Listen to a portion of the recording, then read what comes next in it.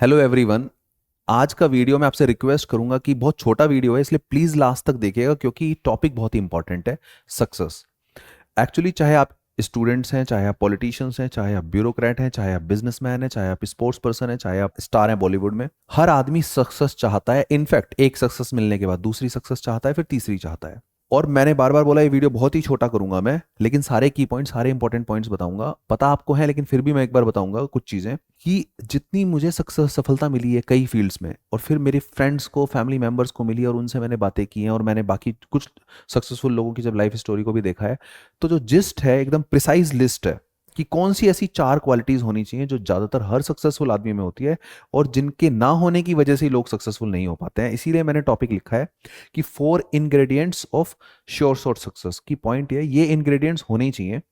सबसे पहला इंग्रेडिएंट मैंने लिखा है हार्ड वर्क, और हार्ड वर्क के साथ मैंने लिखा कंसिस्टेंट हार्ड वर्क। ये बात भी मैंने कई बार बोली है कि आपके अंदर सक्सेस की जो डिजायर है वो बर्निंग होनी चाहिए, यानी कि वो ऐसा नहीं है कि वो जो आग है वो आज है सक्सेस की आग और कल नहीं है।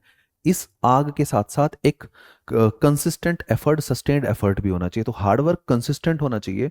जो लोग लक के भरोसे कि हमारा लक तेज है, मुझे लगता है ऐसे लोग, हो सकता है 1-2% सक्सेसफुल हो जाते हो, ऐसे लोगों को देख के आपको कभी भी हार्ड वर्क नहीं रोकना चाहिए। मुझे लगता है ये लाइन आपने कई बार सुनी है, there is no substitute to hard work.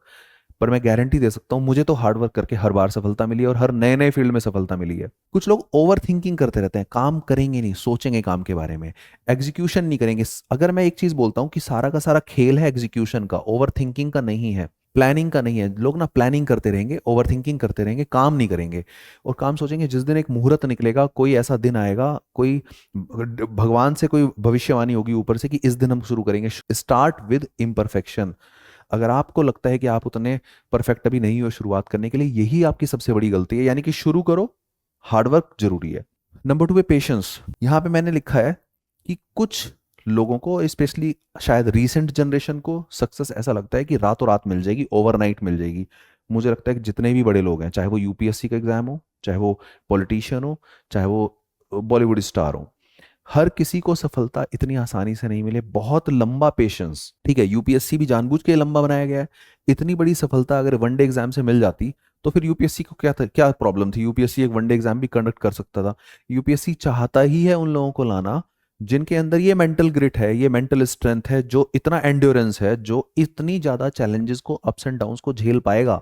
इस उम्र में, इस एज में, इस यूथ में वही हैंडल कर पाएगा जिले में जाने के बाद। पेशेंस तो होना होना बहुत ही ज्यादा जरूरी है। आपके पेशेंस का टेस्ट भी हो रहा है, यूपीएससी बहुत लाइक करती है। बाद में भी अगर थर्ड फोर्थ अटेम्प्ट में पहुंचोगे या पहुंच चुके हो, तो भी यूपीएससी इस चीज को, मुझे तो लगता है कि इनडायरेक्टली भी पसंद करती है इंटरव्यू के टाइम में, कि इसने यहां तक सस्टेन किया है। थर्ड है सेक्रीफाइस। कुछ लोगों को बहुत ही लग्जरी चाहिए लाइफ में, कुछ लोगों को बहुत ही ऐशो आराम चाहिए लाइफ में।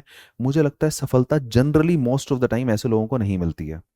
तो सेक्रीफाइस तो करना पड़ेगा। बोरिंग काम, अगर आपको पढ़ाई बोरिंग लगती है, प्रैक्टिस बोरिंग लगती है, पेन होता है, तो ये सब मुझे लगता है सक्सेस का एक पार्ट है, हैबिट होनी चाहिए। और डेफर्ड ग्रेटिफिकेशन, जो ग्रेटिफिकेशन, जो प्लेजर आपको अभी चाहिए, उसको आपको डिले करना आना चाहिए आपको, कि अपना टाइम भी आएगा, एक बार बन जाएंगे तब। आपने जो पिक्चर देखी है ना, before the selection and after the selection, तो अगर वो वाली फीलिंग, वो वाला जज्बा आपके अंदर है तो ही हो पाएगा। नहीं तो अगर आपको हर दिन, हर मोमेंट, हर मिनट, अगर आपको प्लेजर्स, एंटरटेनमेंट, एंजॉयमेंट, फन, अगर ये सब चीजें चाहिए, तो किसी भी फील्ड में सफलता मिलना बहुत ही मुश्किल है, बहुत ही रेयर है। लास्ट में मैंने फोर्थ पॉइंट में बस एक साइन लिखा, पॉजिटिव। ये एक ऐसी क्वालिटी है कि जब पूरी दुनिया आपको नेगेटिव करे, तब भी अगर आपके अंदर पॉजिटिव रहने की हिम्मत है, कला है, साहस है, तो ही आप सफल होंगे।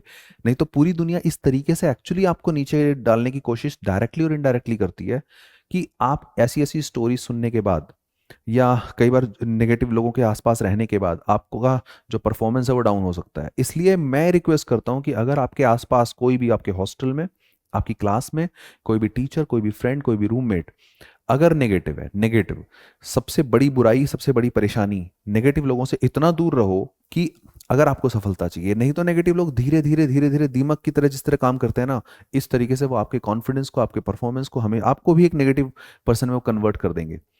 ये 4 चीजें हैं। मुझे लगता है कि अगर आप इस तैयारी में आ चुके हैं या आने वाले हैं, तो अगर आप इन 4 चीजों को एक्सेप्ट नहीं करेंगे और लाइफ की रियलिटी को एक्सेप्ट नहीं करेंगे कि सफलता, जो भी सफल आदमी आपको खड़ा हुआ बाहर से दिख रहा है, स्ट्रांग, हैप्पी, उसके पीछे की जो लॉन्ग जर्नी है, उसके पीछे की जो लॉन्ग पेनफुल जर्नी है, उसके पीछे के जो लॉन्ग स्ट्रगल्स हैं, अगर वो आपको कभी कभी सुनने को मिलता है, लेकिन सच्चाई ये है कि हर सफलता के पीछे एक लंबी स्ट्रगल की कहानी होती है।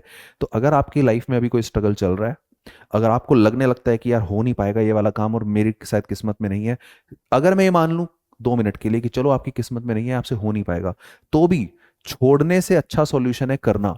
अगर आपके पास कोई और अच्छा ऑल्टरनेटिव नहीं है और अगर आपको करना है, और अगर आप आधे रास्ते में आ चुके हैं, आप बहुत सारे काम कर चुके हैं, अब किसी एक नेगेटिव आदमी की वजह से, किसी एक नेगेटिव फीलिंग की वजह से, किसी एक जल्दबाजी के चक्कर में कि मुझे प्लेजर जल्दी चाहिए, मुझे गाड़ी जल्दी चाहिए, घर जल्दी चाहिए, शादी जल्दी करनी है, किसी ऐसी फीलिंग की वजह से अगर आपकी जर्नी रुक रही है, तो मुझे लगता है कि ये जो इनिशियल बैटल था, जो फर्स्ट स्टेप था, ये आप ऑलरेडी चल चुके हो। अब यहां से जाना मुझे लगता है ज्यादा पेनफुल होगा कुछ सालों के बाद।